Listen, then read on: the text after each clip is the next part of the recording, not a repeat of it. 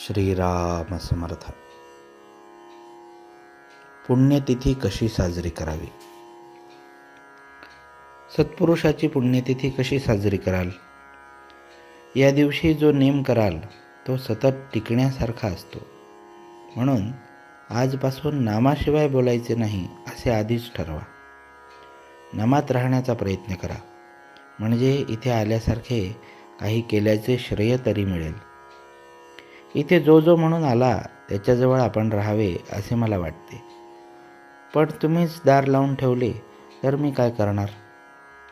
पाहुणा घरी आला आणि त्याला दार उघडलेच नाही तर तो काय करणार? तसे विषयात राहून दारे बंद करून ठेवू नका. नामाचा उच्चार कंठी ठेवा, म्हणजे विषयाचा घाला होणार नाही. आता कली मातच चालला आहे. त्याचा घाला चुकवायचा असेल तर नामावर विश्वास ठेवा. कोणीही काहीही सांगितले तरी नाम सोडू नका. जसे पाण्याचा मोठा लोंढा चालू झाला की एखाद्या स्थिर झाडाला दोराने बांधून ठेवलेली वस्तू वाहून जात नाही, तसे तुम्ही नामाची कास घट्ट धरलीत म्हणजे काळ काही करू शकणार नाही. समर्थांनी नामाच्या समासात सांगितले आहे तसे नाम हेच रूप असे समजून नाम घेत चला, म्हणजे रूप दिसेल. भगवंत हा आपल्या आतमध्ये प्रकट व्हायचा असल्यामुळे नामस्मरणाच्या योगाने तो हळूहळू प्रकट होत जाणे हेच खरे हिताचे आणि कायमचे असते. डोक्यावर हात ठेवून चमत्कार होणे, काहीतरी तेज दिसणे, दृष्टांत होणे इत्यादी गोष्टी तात्पुरत्या असतात.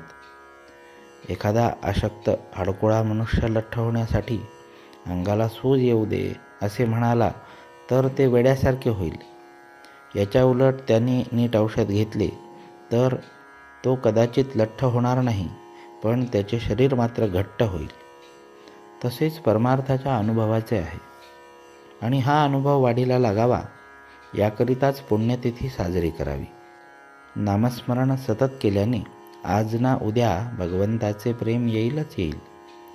प्रपंचाच्या गर्दीमध्ये भगवंताचे स्मरण ठेवण्यासाठी उत्सव, सण, पुण्यतिथ्या वगैरे असतात. खरोखर प्रापंचिकाला कितीतरी पाश आहेत. पैसा, लौकिक, मुले, मित्र, आप्त वगैरे सर्व पाशच आहेत. अशा अनेक पाशांमध्येही नाम आवडीने घेणे किती कठीण आहे. त्यामध्ये टिकणारा मनुष्य चांगला भक्कम असला पाहिजे. नामाच्या मागे भगवंताचे अस्तित्व आहे, म्हणून नामात सत्संगतीही आहे. मोबदल्याची अपेक्षा न करता मनापासून नाम घ्यायचे आजच्या दिवसापासून ठरवा. संतांचे अस्तित्व त्यांच्या देहात नसून त्यांच्या वचनात आहे. जानकी जीवन स्मरण जय जय राम.